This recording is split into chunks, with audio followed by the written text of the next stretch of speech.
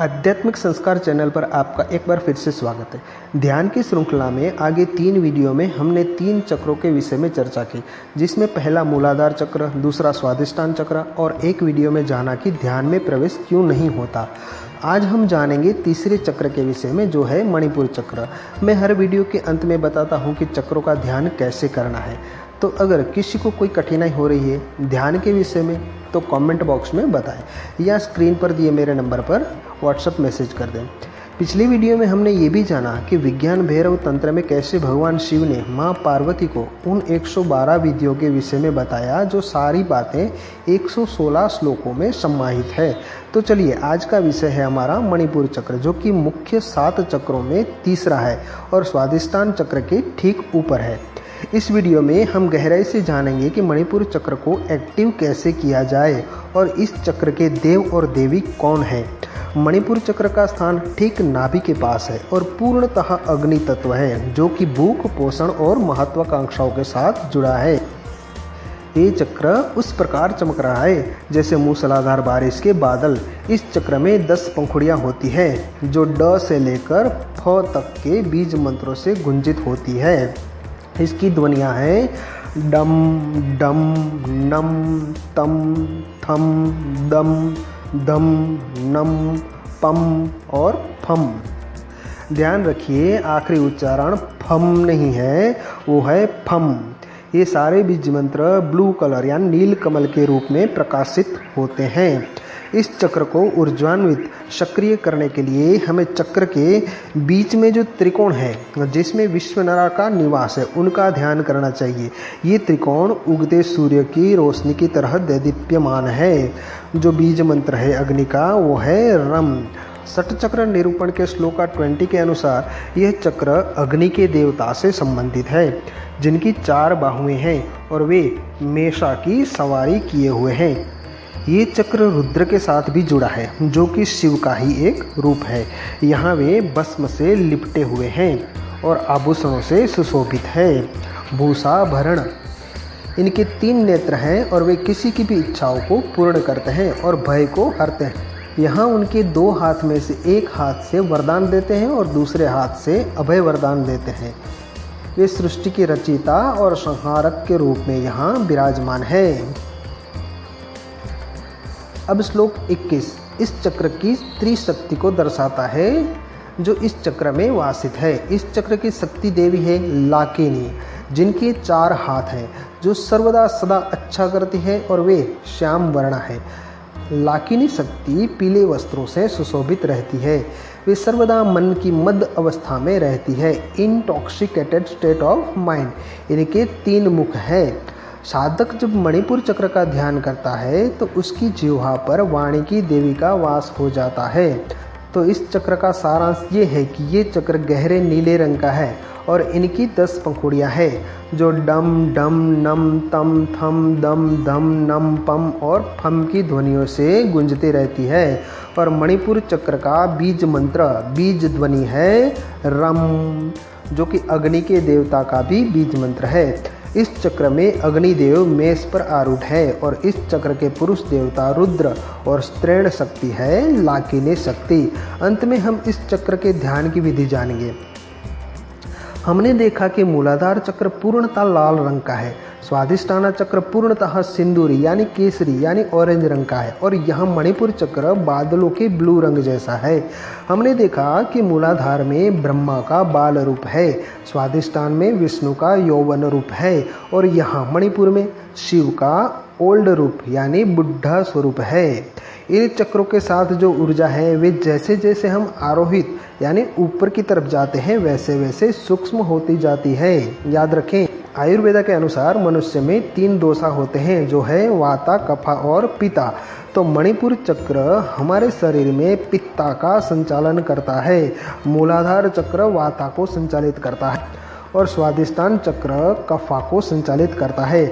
आगे फिर ऊपर की तरफ अनाहत, विशुद्धि और आज्ञा चक्र भी क्रमशः वाता, कफा और पित्ता का संचालन करता है। हाँ, ये पूर्णतः सच है कि हमारे शरीर में पृथ्वी, जल, अग्नि इत्यादि तत्व होते हैं। कई साधक, सिद्धा, योगी हिमालय की कंदराओं में सब जीरो टेम्परेचर में भी सिर्फ एक वस्त्र में भी आराम से रह लेते हैं। क्यों?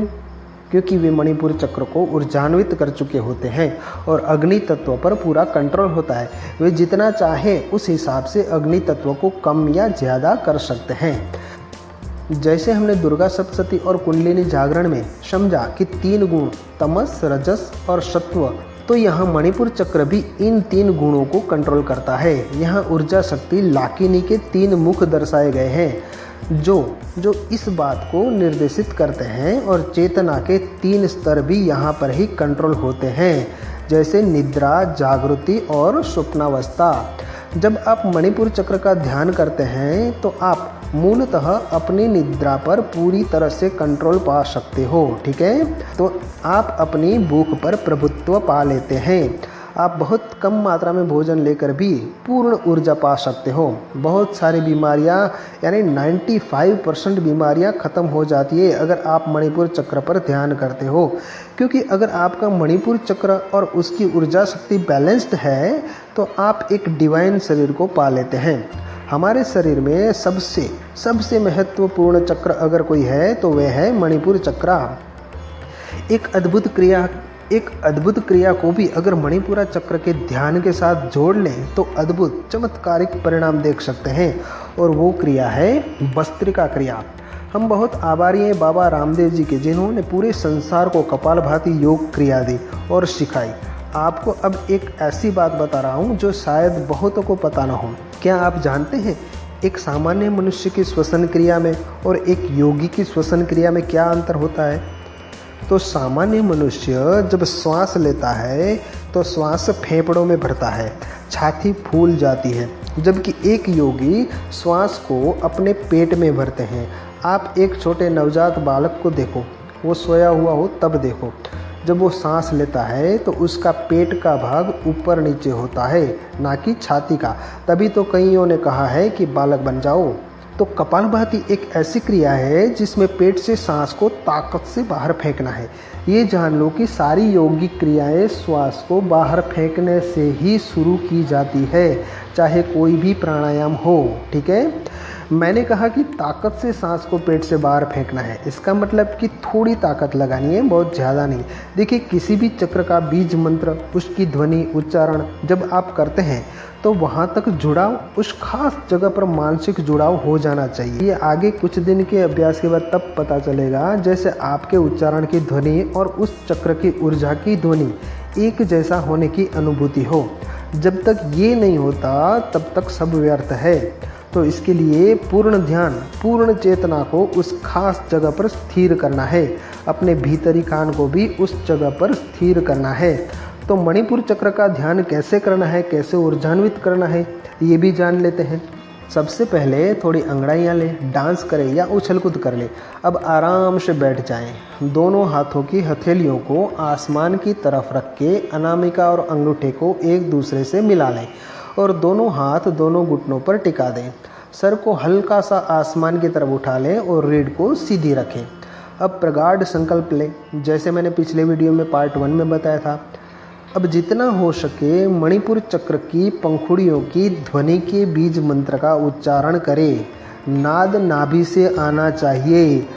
डम डम नम तम थम दम दम नम पम फम।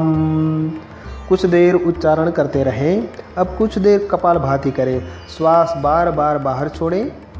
अब कुछ देर शांत होकर श्वास को नॉर्मल होने दें और तब तक ध्यान, चेतना को मणिपुर चक्र पर केंद्रित करें।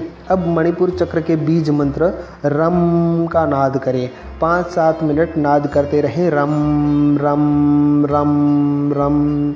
कुछ समय में भीतर पूरे शरीर में रम की तरंगें फैल जाएगी। अब पूर्णतः मणिपुर चक्र पर ध्यान केंद्रित कर दें। हल्की सी तरंगें रम रम जो मणिपुर में उठ रही है उससे महसूस करें, अपनी चेतना से, मन से नहीं।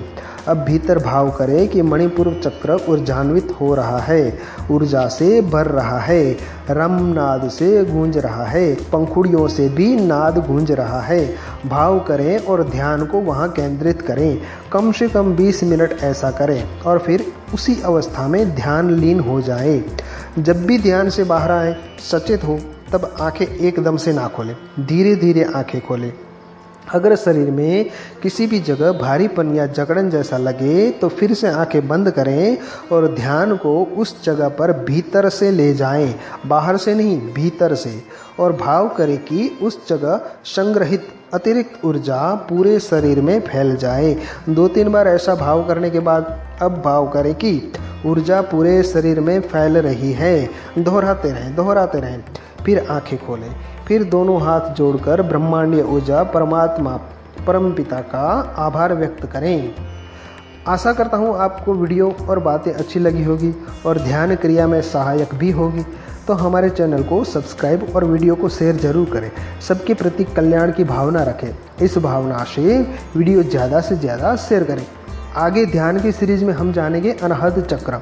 तब तक के लिए मैं आपसे विदा लेता हूँ। ओम नमो नारायण।